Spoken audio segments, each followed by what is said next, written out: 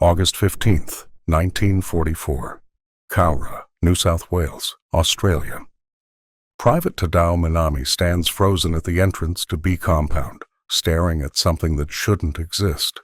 Not here, not in an enemy prison camp where he expected torture, starvation, and death.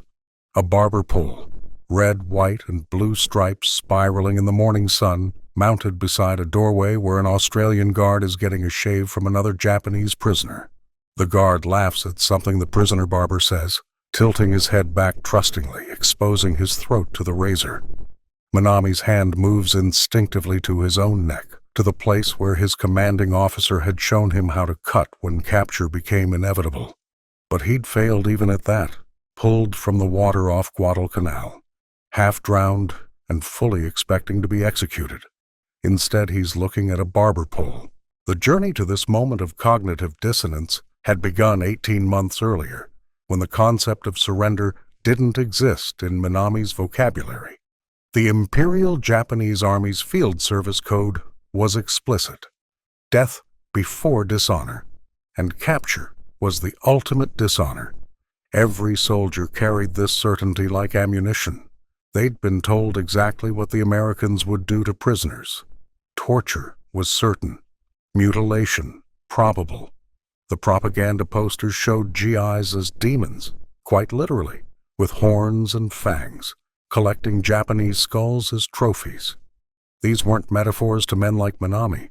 They were prophecies. Lieutenant Colonel Earl Hancock, commanding officer at Cowra, had never expected to run what would become one of the most peculiar experiments in cultural collision of the entire war. When the first Japanese prisoners arrived in early 1943, he'd prepared for fanatics and received ghosts, men who believed they were already dead, who had ceased to exist the moment of their capture.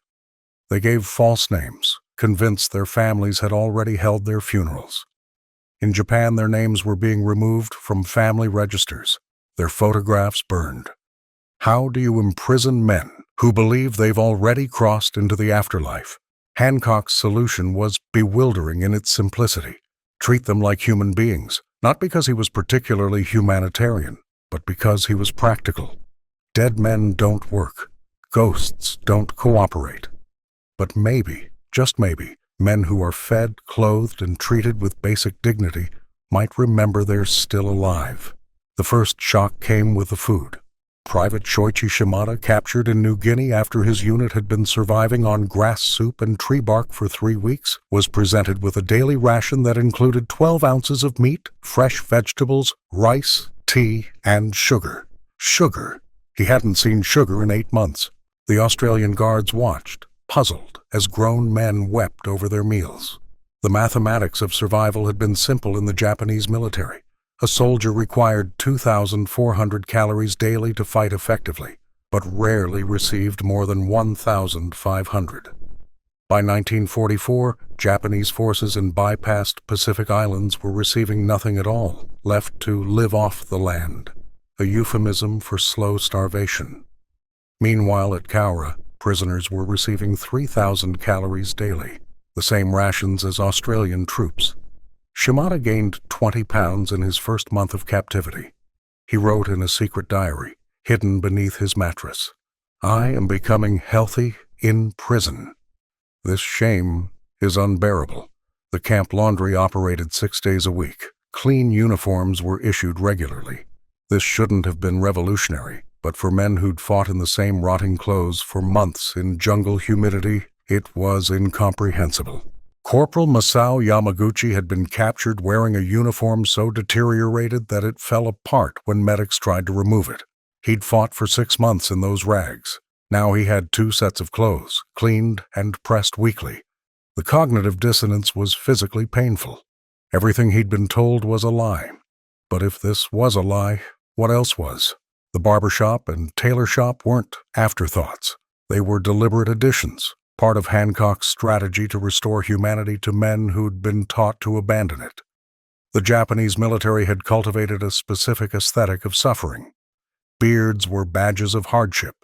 Ragged uniforms showed dedication to combat over comfort. Here, in captivity, They were being groomed like officers. Senior Private Hiroshi Ito, who'd been a barber before conscription, found himself cutting hair again. Australian guards sat in his chair. They called him by name. They paid him in cigarettes, the camp's unofficial currency.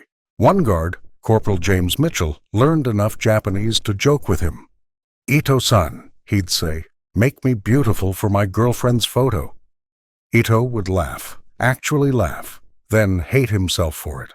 The tailoring shop was run by Sergeant Akira Tanaka, who'd been captured on Bougainville after his unit's last banzai charge failed. He'd led 32 men into machine gun fire.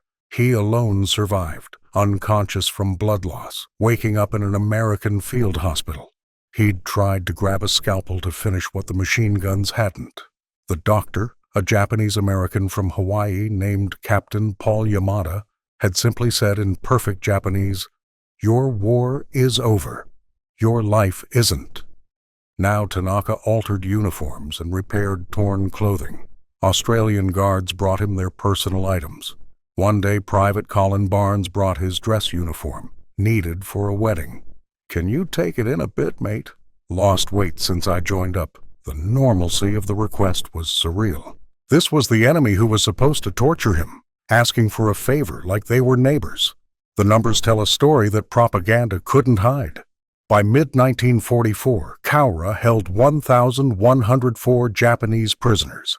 The death rate from disease or malnutrition, 0. Compare this to Japanese-run POW camps.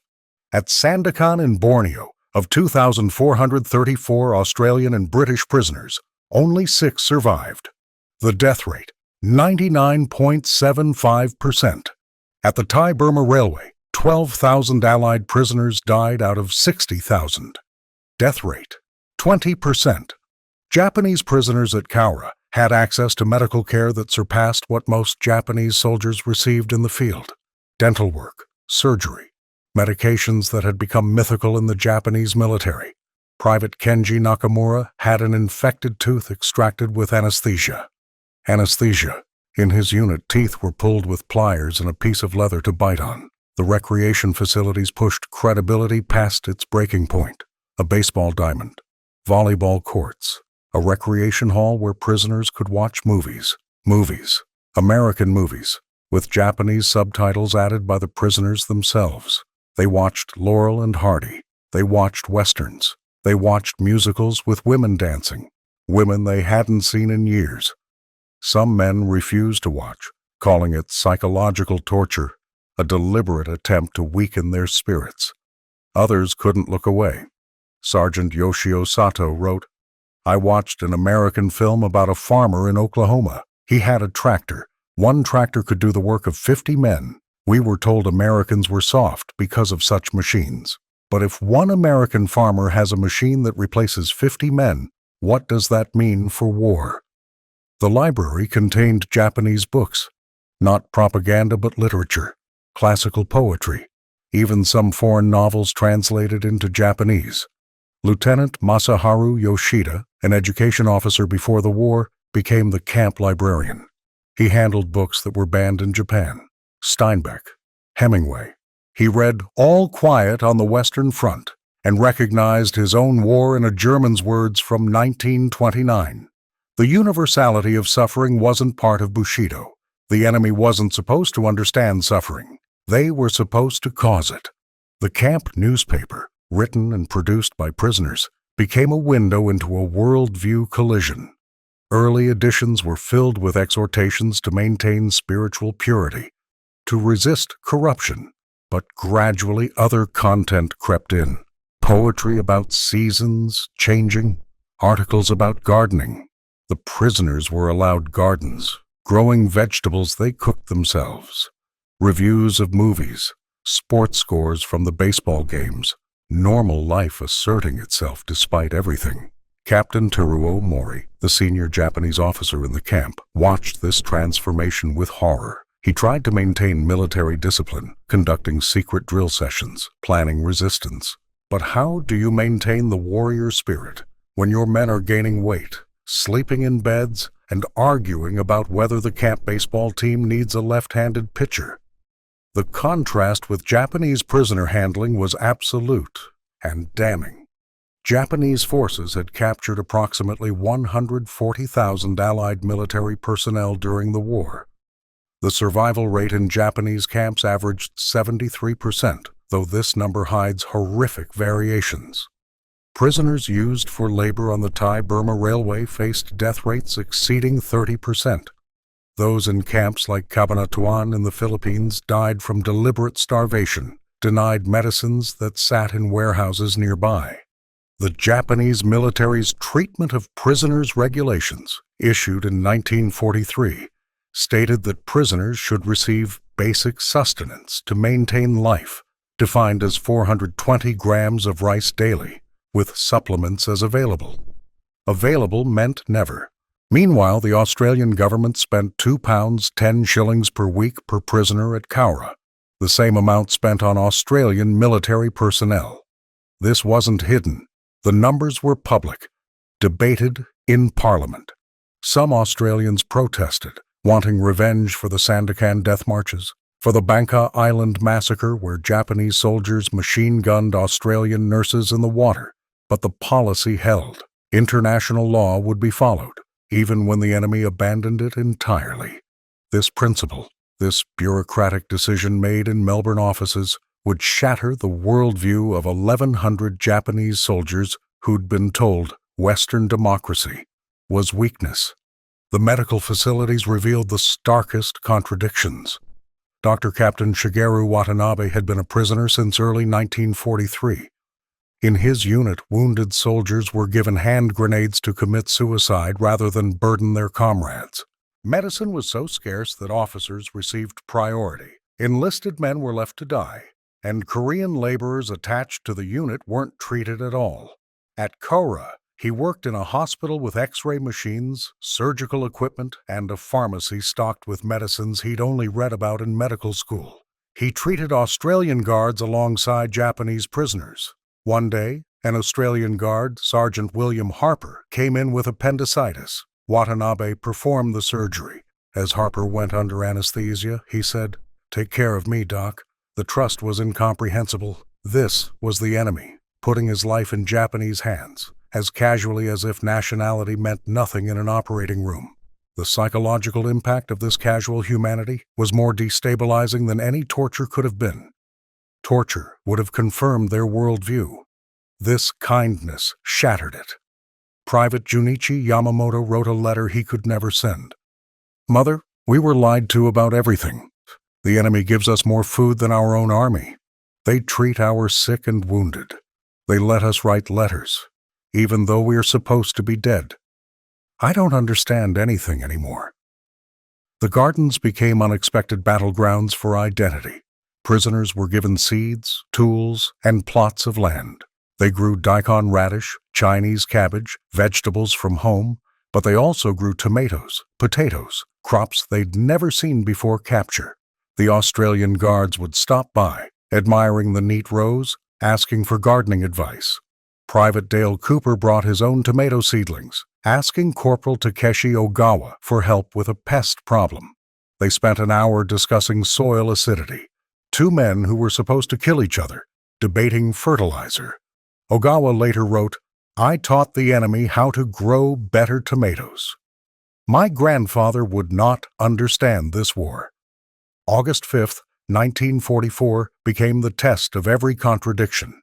That night, 545 Japanese prisoners launched a mass breakout attempt, not to escape, but to die. They'd been pushed past the breaking point not by cruelty, but by kindness they couldn't reconcile with honor. Armed with improvised weapons, baseball bats became clubs, kitchen knives became swords.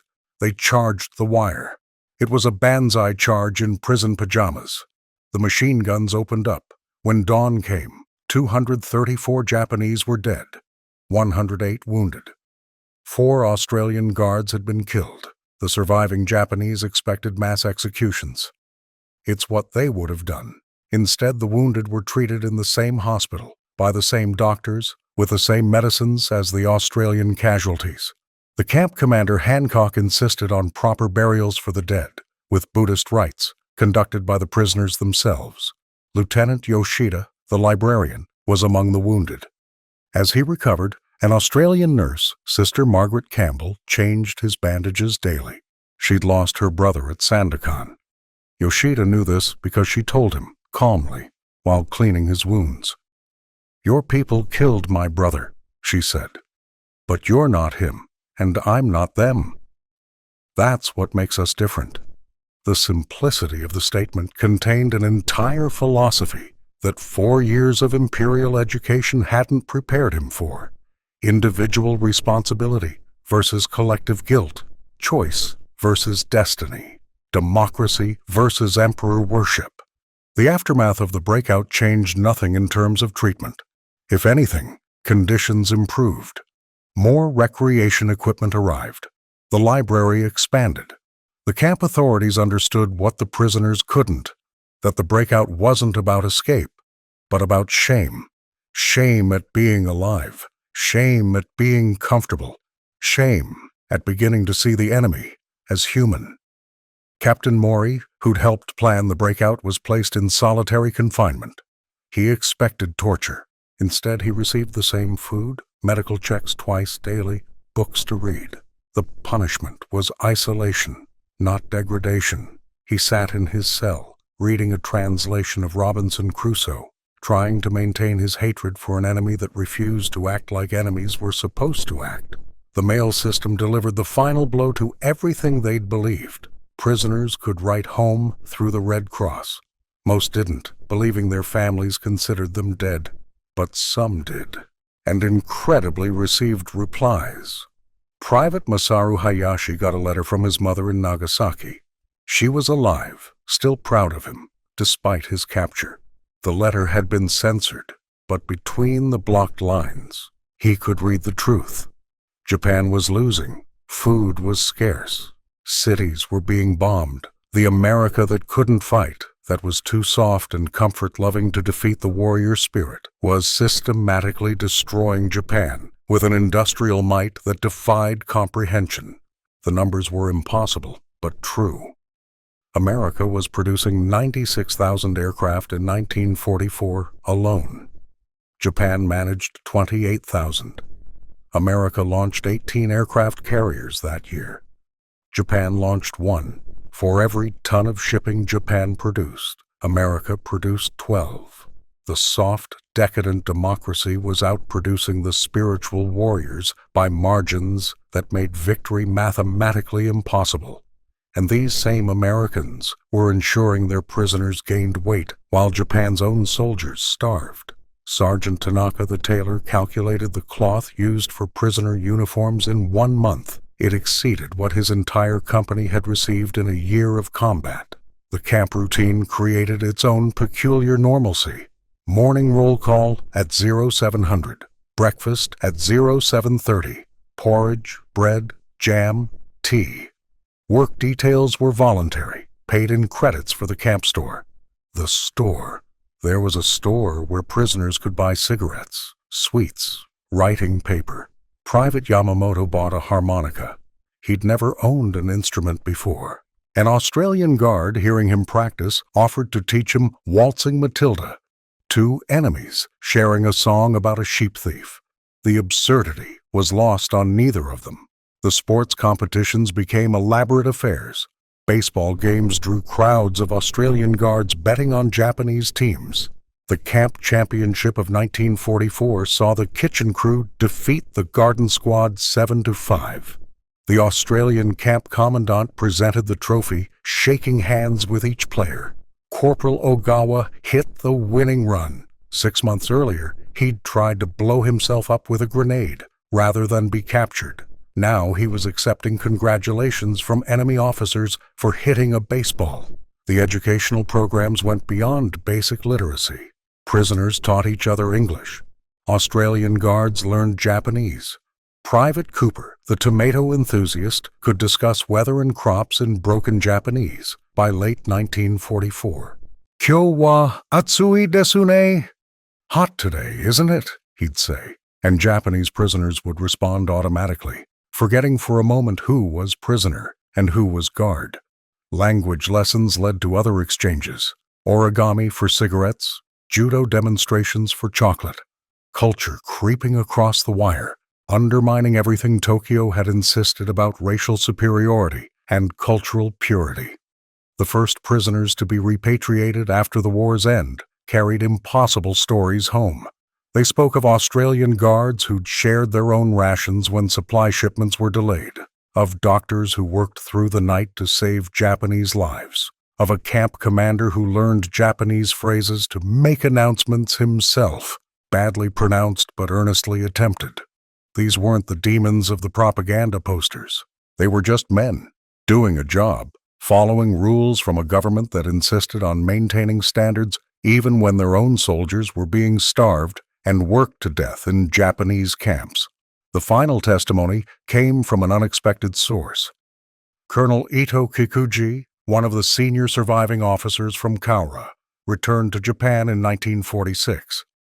At his official debriefing, he was asked about Australian interrogation techniques. He replied that the most effective interrogation was kindness. "They broke us," he said, "not through torture, but through humanity." Every meal, every medical treatment, every book in that library was proof that we'd been lied to. The enemy was supposed to be barbarians. Instead, they treated us better than our own army. How do you maintain fighting spirit against an enemy that refuses to be what you need them to be? The numbers tell their own story. Of the approximately 5,000 Japanese prisoners held in Australia during World War II, 99.5% survived. Of the 22,000 Australian prisoners held by Japan, 36% died. The contrast isn't just statistical, it's philosophical. It's the difference between a military culture that saw prisoners as dishonored and worthless, and a democratic society that insisted human rights didn't end with capture. Every haircut at Kaura, every pressed uniform, every baseball game was a small victory for a value system that insisted enemies remained human, even when humanity seemed extinct. Kaura still maintains the Japanese War Cemetery, where 524 Japanese servicemen are buried. Every year, Japanese visitors come to tend the graves. They find them immaculate, maintained by Australian volunteers, some of them descendants of the Guards. The cemetery has become a symbol of something larger than memory. It's become proof that even in the worst of wars, some people, some systems, some nations refuse to abandon their principles. Private Minami, who'd stared at that barber pole in August 1944, returned to Kaura in 1984. Standing in the cemetery, he said simply, "They showed us who we could have been. The barber poles, the tailors, the laundry. They weren't just amenities. They were statements of principle. Every pressed uniform was a refutation of the idea that enemies must be demons. Every haircut was an insistence that dignity survives capture. Every meal that exceeded what Japanese soldiers received in the field was proof that democracy's softness was actually its strength, the ability to maintain humanity even when faced with an enemy that had abandoned it. The shock wasn't in the luxury. It was in discovering that everything they'd been told about weakness was actually about strength. The strength to be decent when decency seemed extinct. The strength to follow rules when the enemy broke them all. The strength to see prisoners as people when your own people were being treated as slaves. That's what those Japanese prisoners discovered in Australian camps. Not comfort, but contradiction. Not luxury, but the lie at the heart of everything they'd believed. The soft democracy they'd been told to despise could feed its enemies better than Japan could feed its own soldiers. The weak Westerners they'd been trained to defeat could maintain principles under pressures that shattered Japanese certainties. Every service provided, every small dignity preserved, was a window into a different possible world. A world where enemies didn't have to be demons, where capture didn't mean death, where war had rules that transcended victory. The final irony came years later. Japan adopted democracy, human rights, international law. All the weaknesses that were supposed to ensure its victory through spiritual strength. The prisoners who'd been shocked by barbers and tailors and laundry returned to help build a Japan that could never again mistake cruelty for strength, or suffering for virtue. They'd learned in the most unlikely classroom imaginable that civilization isn't about winning wars. It's about how you treat the defeated, even when they're your enemies, especially when they're your enemies. That's what made those prison camp barber poles so shocking. They weren't just offering haircuts. They were offering a mirror, reflecting back a vision of humanity that survived even here, even now, even between enemies who were supposed to destroy each other without mercy. The washing machines at Cora ran 6 days a week, cleaning the uniforms of men who were supposed to be dead, maintaining the dignity of soldiers who'd lost everything but were somehow, impossibly, finding something new. Not victory or defeat, but the radical possibility that enemies could share humanity. That's what shocked those Japanese prisoners more than any torture could have. The discovery that the barbarians were civilized, and that perhaps, just perhaps, the civilized had been barbarians. Every load of laundry, every pressed uniform, every Saturday afternoon, haircut was proof that the world was larger, stranger, and more morally complex than anything they'd been taught. The enemy offered them hot showers and clean clothes. How do you hate someone who does your laundry? How do you maintain the warrior spirit when the battlefield has become a baseball diamond, and the enemy is teaching you their songs? That was the shock. Not the amenities themselves, but what they represented. A completely different way of seeing war, enemies, victory, defeat, strength, weakness, honor, and humanity itself. Those barber poles kept spinning, red, white, and blue, offering their services to men who'd been told they were already ghosts, telling them, with every rotation, that they were wrong. They were alive, they were human, and so impossibly were their enemies.